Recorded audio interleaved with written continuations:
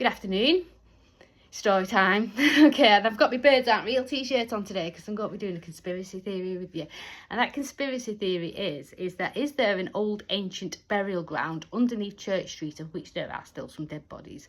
Now I know what you're thinking. I know you're thinking about the graveyard that was where B&M is now, but I'm not talking about that. Watch the whole thing and then I want you to help me fill in the gaps. Okay, so I've come across a newspaper article from September 1887 and it says, grim discovery at St Helens. Yesterday, while a number of labourers were engaged in lowering a sewer connected to the old parish church in St Helens, they came upon 10 human skulls and a large number of human bones. Right, other articles are saying that it's attached to the old parish church.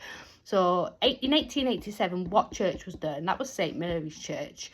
So we are talking about the original parish church, St Helens Church, of which the town was named after. Now, we haven't got much information about this little chapel. The chapel itself is a bit of a mystery, okay?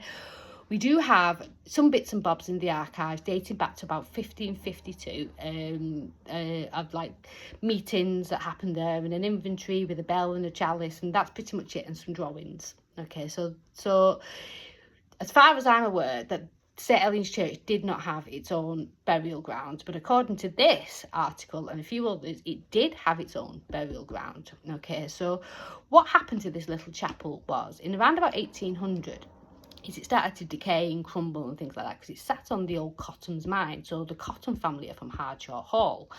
And there's no such thing as health and safety back then. No one's propping anything up or doing anything significant to stop any kind of everything falling on miners. Nobody cared.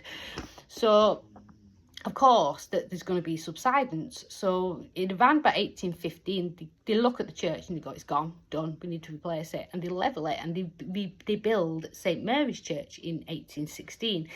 And alongside that church came the graveyard. All right, so the graveyard, which sits on St Mary's Arcade now, where B&M is, and according to Ted Forsyth, God bless his soul, is that he says that they dug all the bodies up in the 1960s and took them to the site at Hard Lane.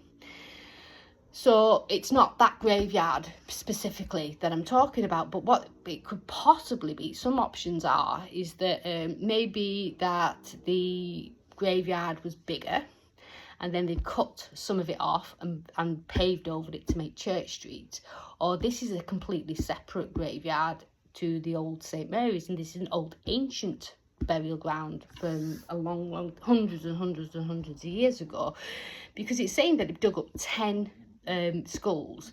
Now, a graveyard is not going to have just 10 bodies in it, is it? Right, so it's going to have more, which means that there are some remains that may not have been uncovered. All right, so me being a big geek on maps, I just adore maps, I thought, right, get your maps out, Claire. So I got the maps out and I'm looking everywhere for all the graveyards in the town centre, and St Mary's graveyard comes up all the time, right, because that was like the main graveyard in town until the one up at Rainford Road.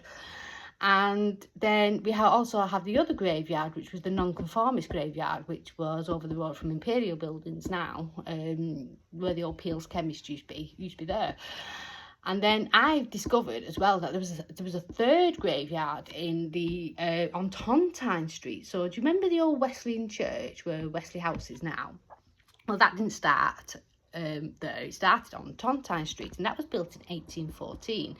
And according to the archives, it says is that there's graveyards and burials by F.R. Pope. The plan is purely a list of those buried at Tontine Street, St Helens Graveyard.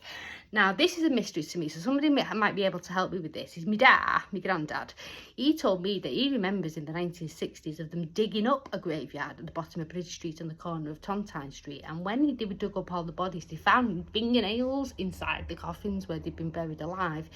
Now, being buried alive was like the Victorians' worst nightmare. Well, it's today's worst nightmare, isn't it? So what they did was they used to tie a string around your toe and then take that all the way up to the top, and if you woke up in your coffin, you could ring the bell and they'll come get you. All right, so because we know of the burial ground on Tontine Street, we know that not all graveyards were on all maps, okay, which still leaves the question, is that does anybody else know of ancient burial grounds on Church Street of which they are talking about in these newspaper articles, because they're definitely not talking about the graveyard at St Mary's. They're talking about an ancient graveyard. So over to you. Get your maps out, get your laptops out, and let's see if we can find the old ancient graveyard. And I do wonder, are there still people underneath Church Street?